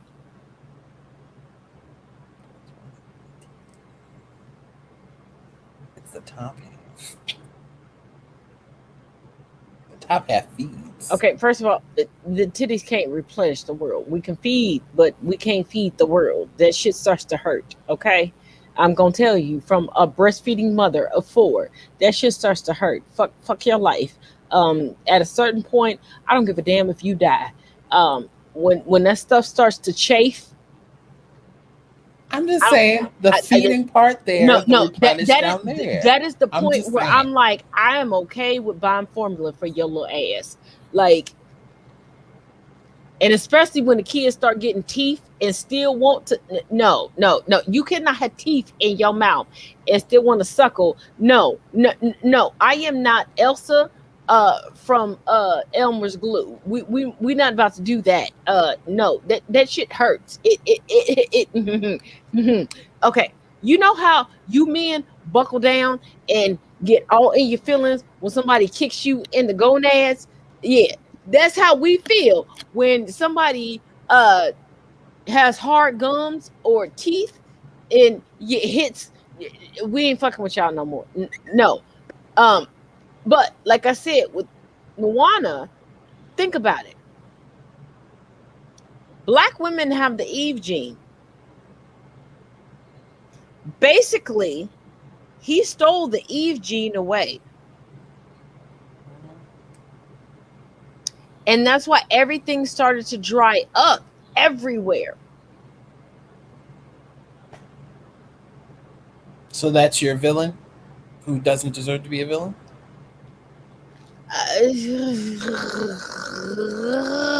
Because remember, Pastor Greg has to go. No. My villain that doesn't deserve to be the villain is from Moana. But I can't think of his name right now. But remember the big, huge shell, like, sea creature? Shiny, the crab. Yes, the crab. Where I'm like, he just wanted pretty things. He wasn't a villain. I don't think they labeled him a villain, though. Oh, yes, they did. But that wasn't really a villain-like move. Oh, no, the same person who stole the vagina from the Black Queen tried to blame him for him not having his staff where he could shapeshift. And just like a Karen, he took this from me. No, bitch, you gave it away.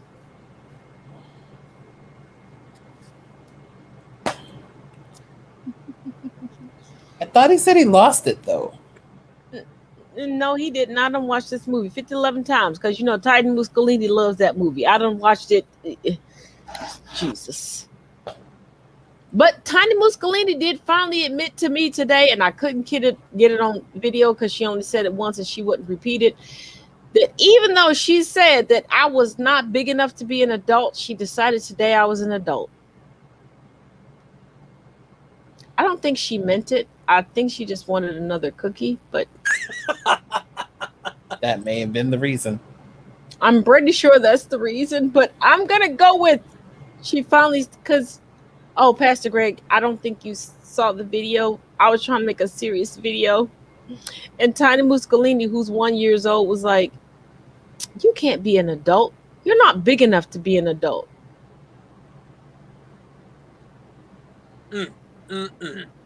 It be your own people sometimes, right?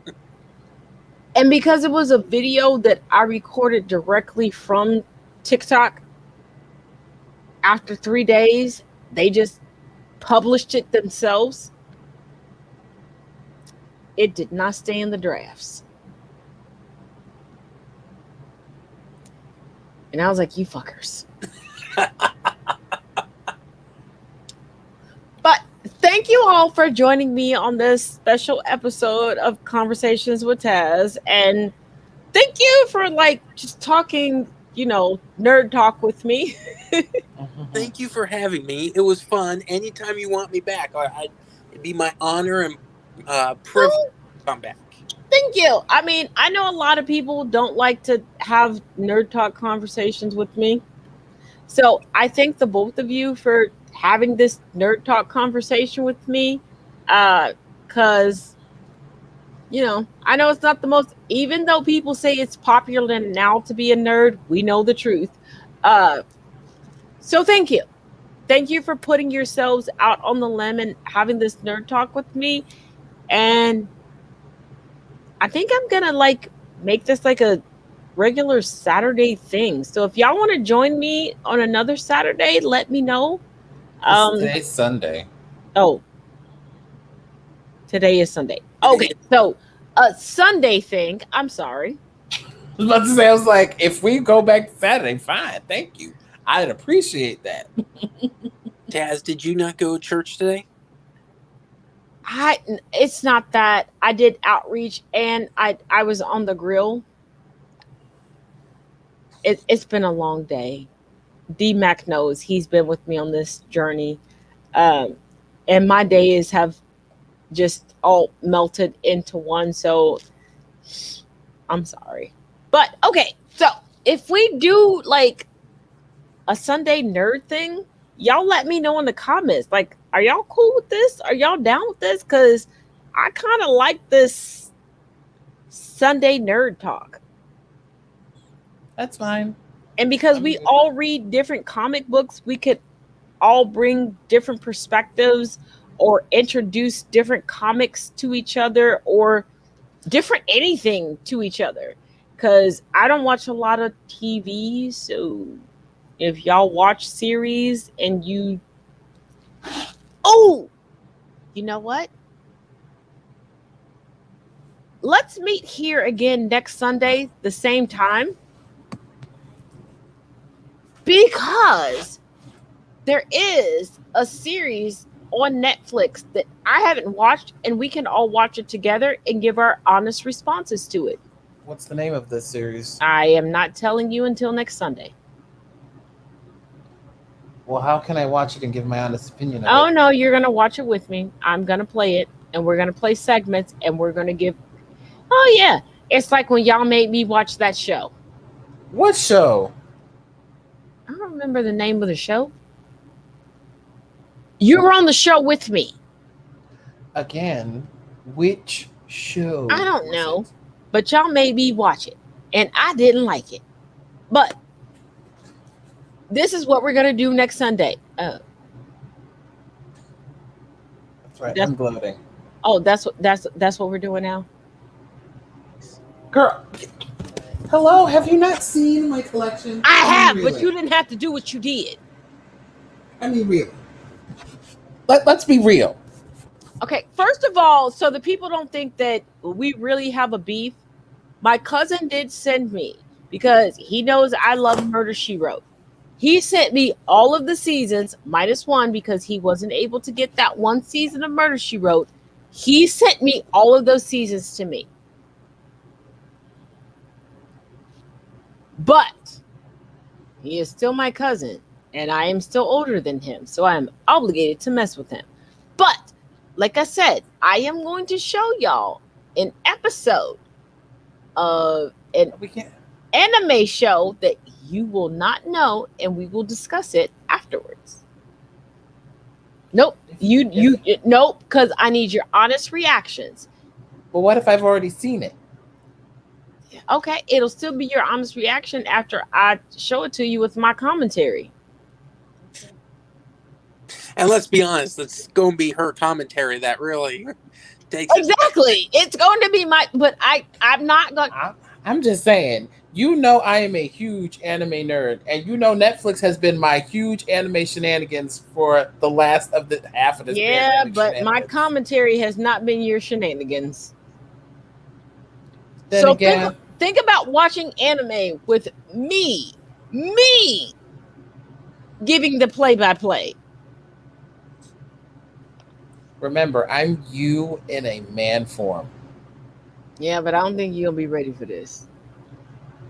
I do my own commentary on these half of this mess. No, I've already started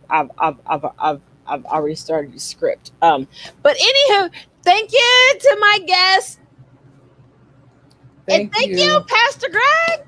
Thank you. And if everybody agrees, we can come back together next Sunday. Today is Sunday, right? Yes, all day. And we can talk hour and a half. We can talk comics and everything else again if everybody's willing. 39 minutes. So thank you all. And as always, each one reach one, each one teach one. Love y'all. Love you guys. Bye.